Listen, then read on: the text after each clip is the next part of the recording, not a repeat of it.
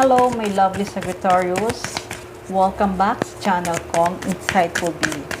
At hindi pa dyan na nakapag-subscribe ng aking channel, huwag kalimutan, paki-like, paki-share, paki-subscribe ng aking channel. Thank you. Kung mga baguhan kayo sa channel kong ito, welcome, welcome, welcome.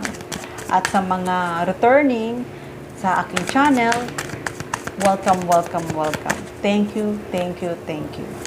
Okay, Sagittarius. Bago natin simulan, kung ano nga ba ang mensaheng gustong ipaabot para sa'yo, gusto kong i-shuffle muna natin ang card na ito.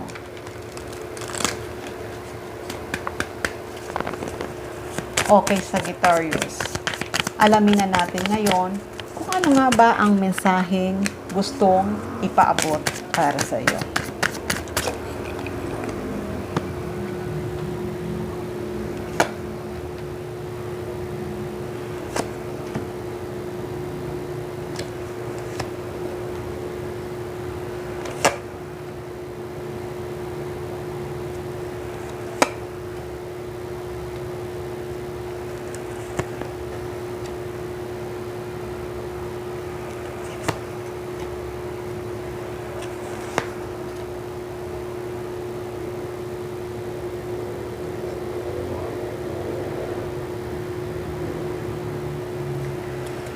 Okay, Sagittarius.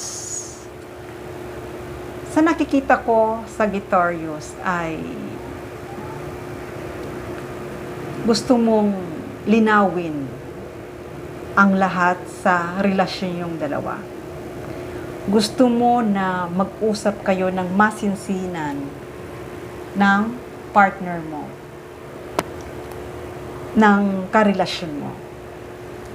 Gusto mong malinawan kung ano nga ba talaga ang patutunguhan ng relasyon yung dalawa. Kasi sa nakikita ko, Sagittarius, ay lagi mo siyang iniisip.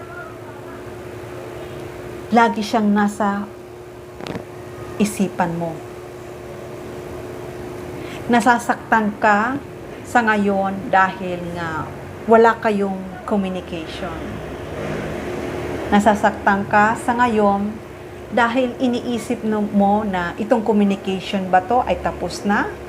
Or ano ba talaga ang next na mangyayari? Kaya ngayon, gusto mong linawin sa kanya at gusto mong makausap siya na ano ba talaga? Saan ba talaga patutungo ang relasyon yung ito? Pero kasi nga nahihirapan ka. Nahihirapan ka na baka mamaya iwanan ka niya. Baka mamaya meron na siyang iba. Ang dami mong iniisip. Dahil nga itong tao na to ay mahal na mahal mo. At nag-iisip ka rin na baka mamaya meron na siyang iba. At saka baka mamaya wala na pala, end na pala ang relasyon nyo. Ang dami-dami mong iniisip.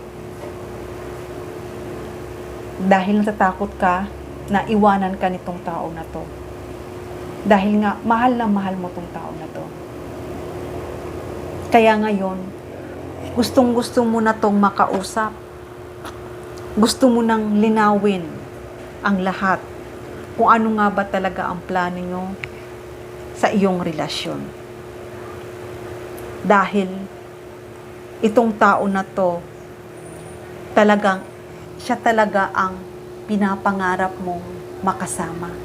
Siya talaga ang pinapangarap mong tao na makasama. Dahil kapag nagkikita kayo, kapag nagkakasama kayong dalawa, talagang hindi mo ma-explain ang nararamdaman mo para sa kanya.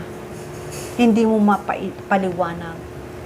Dahil alam mo sa sarili mo na mahal mo siya. Kaya ngayon, nag-aalala ka na baka mawala siya sa buhay mo.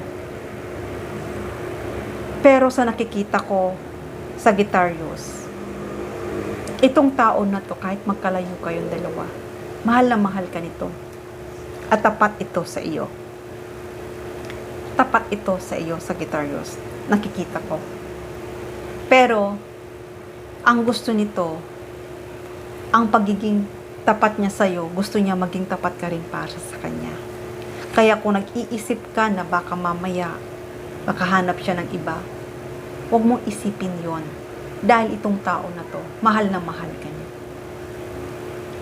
Pero sa nakikita ko naman, Sagittarius, na nagiging patient ka, na naghihintay ka pa rin, na magkaroon kayong dalawang communication at hindi maputol ang communication yung dalawa. Dahil natatakot ka na maputol ang communication nyo. Pero sa nakikita ko, Sagittarius, na itong taong na to na mahal mo, ay mahal ka din ito. Mahal ka din ito. Kapag nakipag-communicate ka sa kanya, makikipag-communicate din siya sa'yo. Mabilis din siya mag-reply. Mabilis din siya magsagot sa mga message mo, sa kung anumang conversation nyo, mabilis din siya magsagot. Kasi, kung iniisip mo na hindi kayong dalawa magkakatuluyan, nakikita ko, at the end, kayo pa rin dalawang magkakatuluyan eh. Siya ang makakatuluyan mo. Kasi nga, nakikita ko, may chemistry kayong dalawa. Kahit na magkalayo kayo sa ngayon, panagkita kayong dalawa ay grabe.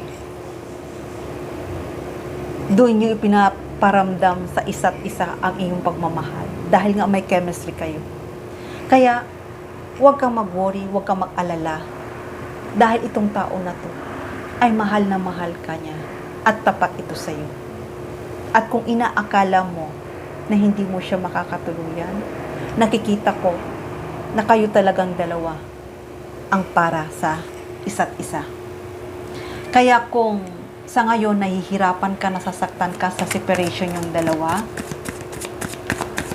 maaaring pwede naman na ikaw na mismo ang magsimula makipag-communicate sa kanya para hindi maputol ang communication yung dalawa. Dahil maaari din itong tao na to ay naghihintay din sa'yo ng communication. Naghihintay din ito. Dahil maaari din kasi iniisip niya na busy ka, baka mamaya makipag-communicate siya sa'yo, magalit ka. Kaya ngayon, iniiwasan itong tao na to na magkaroon kayong dalawa ng hindi pagkakaunawaan. Iniiwasan din itong tao na to na kayong dalawa ay mag-away. Pero itong tao na to ay naghihintay din to ng communication sa iyo. Kung talagang mahal mo to, Sagittarius, ituloy mo lang ang pakikipag-communicate mo sa kanya. Huwag kang mag-isip ng kung ano-ano. Dahil itong tao na to ay sinasabi ko sa'yo, mahal ka nito, tapat ito sa'yo. At siya talaga ang soulmate mo. Dahil nandito ang wheel of fortune, may chemistry kayo. Siya talaga. Kayo talagang dalawa ang para sa isa't isa. Ayan. Sagittarius. Siya talaga ang destiny mo. Kaya kung nag-hope ka at umaasa ka at nakatingin ka sa star na sana siya talaga ang taong ibigay sa'yo, nakikita ko kung ano man hino-hope mo, wish come true. Siya talaga ang taong nakalaan para sa'yo. Alam ko na naghahanap ka, nagsisearch ka, na kung anong na nga ba ang nangyayari sa kanya. Nagsusubaybay ka, kung ano na nga bang nangyayari sa kanya. Sabi ko sa'yo, makipag-communication ka sa kanya. Makipag-communication ka. Dahil alam ko, itong tao na to ay ang puso niya para sa'yo lamang talaga. Sa'yo lang talaga.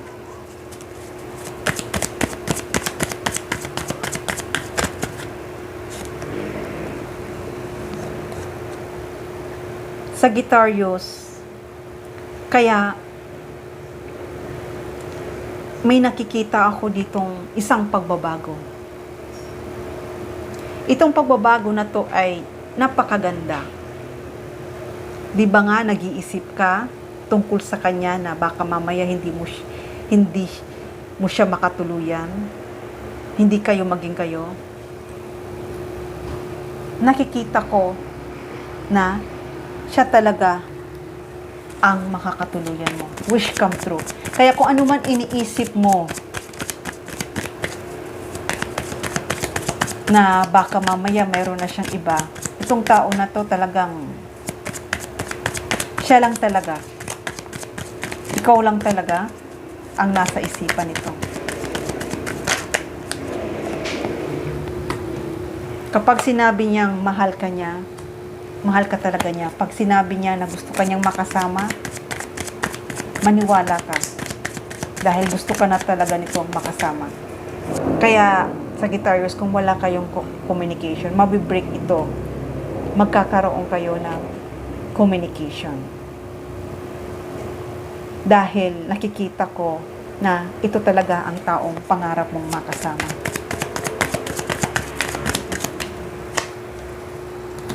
Alam ko talagang naghihintay ka sa kanya. Kung kailan mo siya makikita, kailan siya magpaparamdam, kung kailan mo siya makakausap.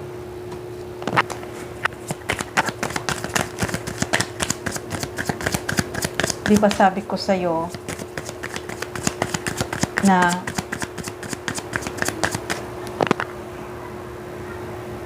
makipag-communicate ka sa kanya. Iparamdam mo siya kahit magkalayo kayo ngayon sa isa't isa. Iparamdam mo sa kanya na siya lang talaga ang mahal mo. Dahil itong tao na to ay talagang ayaw niya na binibetray siya. Gusto niya tapat ka rin sa kanya.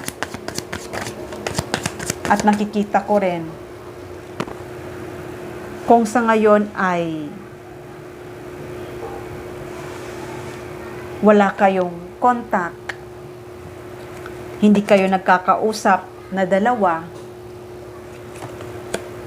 dahil nga iniisip mo na baka iniwan ka na niya,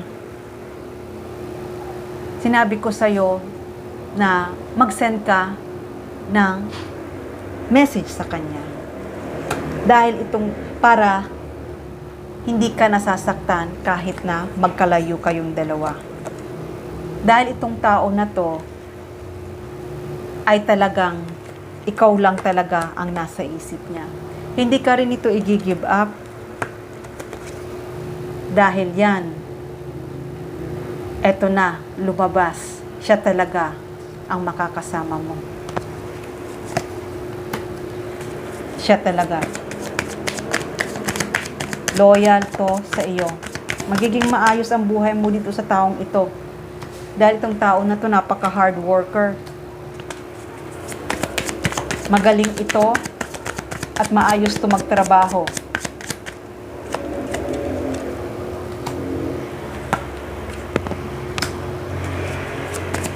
At nakikita ko rin na kung wala kayong communication, ay end na to. End na. Matatapos na rin ang pagiging tahimik nyo sa isa't isa. Magkakausap na rin kayong dalawa. Dahil alam ko na nagpipray ka na sana mag-take action naman siya, makipag-communicate naman siya sa'yo. At gusto mo na sabihin niya ang totoo kung ano ang nangyayari sa sitwasyon niya ngayon. Alam ko na nahihiya ka makipag-communicate sa kanya. At natatakot ka na iwanan ka niya.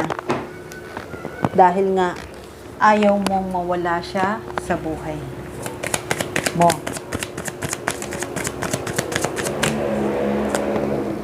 Dahil itong tao na to, alam ko nararamdaman mo na pagkasama mo siya, wala kang problema. Pagkasama mo siya, masaya ka. Kaya kung iniisip mo na mauuwi sa wala ang relasyon nyo, huwag mong isipin yon. Dahil itong tao na to, siya talaga ang kamatch mo.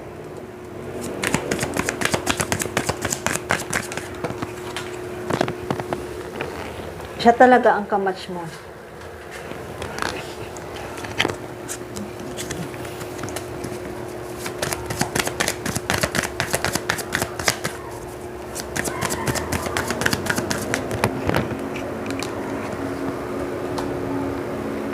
At nakikita ko rin, talagang pag-uusapan nyo ng mabuti ang tungkol sa inyong dalawa.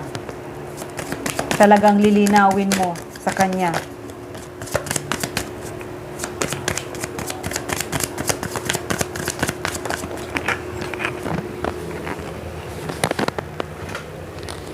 Dahil nahihirapan ka na hindi mo siya kasama sa ngayon. Nahihirapan ka na magkalayo kayong dalawa. Pero kahit na magkalayo kayong dalawa, nakikita ko na gusto mong ibigay sa kanya ang lahat. Dahil itong tao na to, talagang mahal na mahal mo.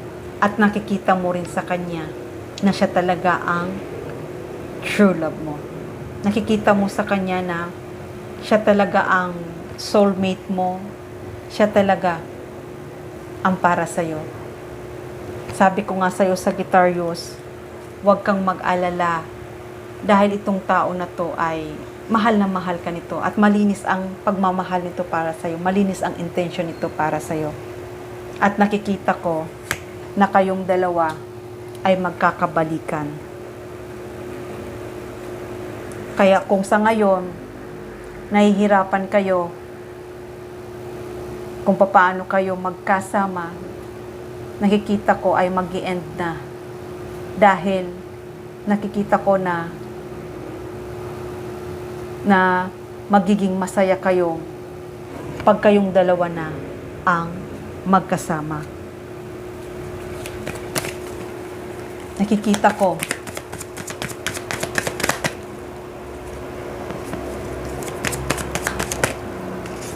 at hindi lang yon, talaga siya ang magiging commitment mo. Nakikita ko na magkakaroon ka talaga ng commitment sa kanya na maaaring mauwi ito sa isang pagsasama, kasalan, dahil kayo talagang dalawa ang para sa isa't isa. Kaya itong pagsasama niyong dalawa, nakikita ko ay may magandang opportunity ang darating para sa inyo pag kayong dalawa na ang magkasama. Magiging abundance, masagana ang buhay niyo dalawa.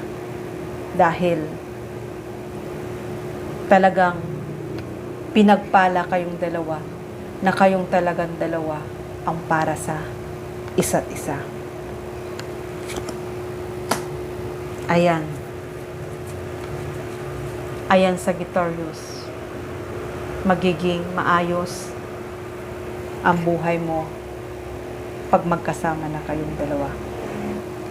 Okay, Sagittarius, hanggang dito na lang muna ang aking mensahe. Sana nagustuhan nyo. Love and peace.